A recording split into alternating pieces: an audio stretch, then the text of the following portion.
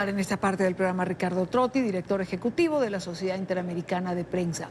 Ricardo, bienvenido, muy buena tarde. Muchísimas gracias, Idaña. Siempre un placer estar con usted. Igual para nosotros tenerte. La patilla, esta multa desproporcionada, sigue trayendo reacciones a nivel internacional. Ricardo, ¿se puede entender una sentencia como esta de otra manera que no sea la manipulación de la justicia para castigar al periodismo independiente? No, no hay otra interpretación. Siempre hemos dicho que la justicia en Venezuela está totalmente confiscada por el poder político, es utilizada como un arma o un instrumento directo para censurar a los periodistas o a la oposición. Sí. Y a toda persona que opine diferente a lo que quiera que opine el régimen. Así que todos los críticos han sido censurados y esta es una nueva forma que ha utilizado el régimen a través de la justicia, como has dicho muy bien, con una figura muy desproporcionada en el tema de difamación. Obviamente, primero que no era una difamación para nosotros, esto era un tema de responsabilidad de terceros, no era ni de la patilla, ni de Tal Cual o del diario El Nacional, simplemente era una reproducción de noticias que habían sido publicadas en ABC, de una investigación que también había hecho el Wall Street Journal acá en Estados Unidos. Así que esa es una primera forma de censura que está buscando el gobierno chavista. Ahora que te refieres precisamente a que simplemente se tomó una información del diario ABC y se reprodujo en la patilla. Esto se acoge a la doctrina del reporte fiel, que de una u otra manera ha protegido al periodismo hasta ahora. Cuando la reproducción es fiel, se supone que no puede haber una acción penal. ¿Se lleva por delante esta doctrina? Eh, por supuesto, y creo que este es el grave problema que tenemos ahora en Venezuela, y sobre todo yo creo que habría que agregarle a este tema de la doctrina la figura del desacato, es decir, aquella forma que tenían las monarquías o los gobiernos coloniales de poder custodiar a las figuras públicas, a las figuras gubernamentales de cualquier crítica, es decir, había un escudo total, y creo que esto todavía está vigente en uno de los pocos códigos penales que existen en América Latina, que es el de Venezuela, donde la figura del desacato persiste, y es prácticamente lo que se está utilizando en este tema en contra de la patilla.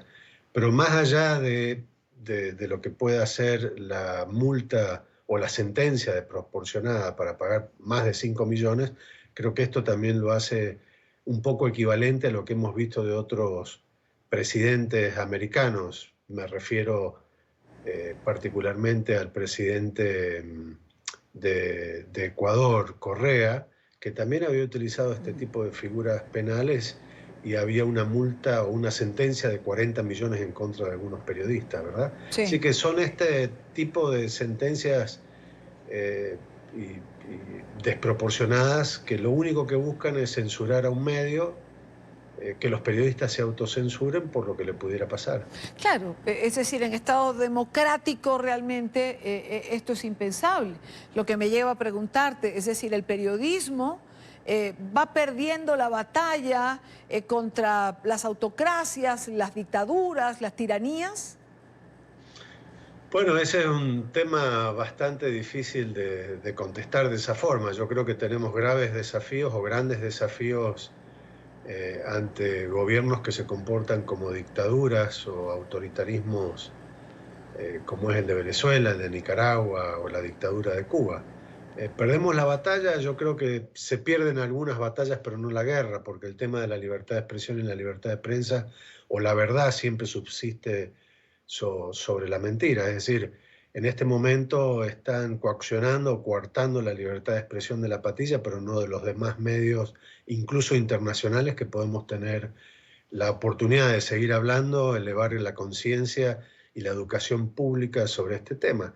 Así que creo que es un tema que los funcionarios a veces no suelen medir las consecuencias de lo que pasa, porque realmente esto es un boomerang para el propio Cabello y que se siga hablando del propio Diosdado Cabello, de los temas y las relaciones y los vínculos que muchos funcionarios de Venezuela mantienen con el narcotráfico.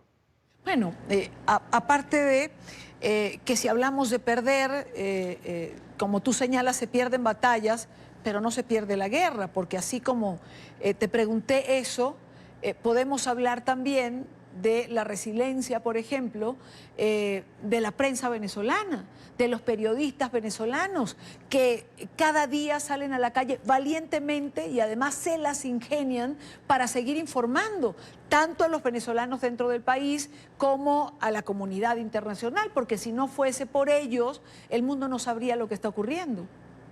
Sí, también además de nosotros los periodistas, las ventajas de las redes sociales han permitido también que la población siga evadiendo la censura y podamos estar informados.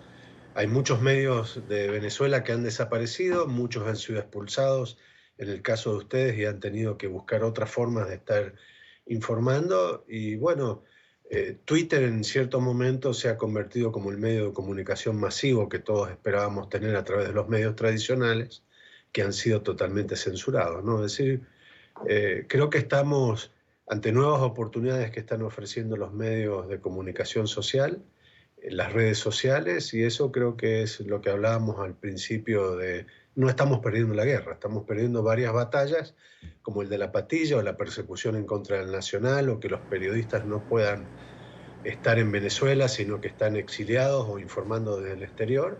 Pero bueno, nacen nuevas oportunidades y la nueva o esta realidad nos hace trabajar de esta forma a los periodistas. Así es, así es. Ricardo, muchísimas gracias por acompañarnos como siempre. Gracias, Idaño. Siempre un placer. Buena tarde.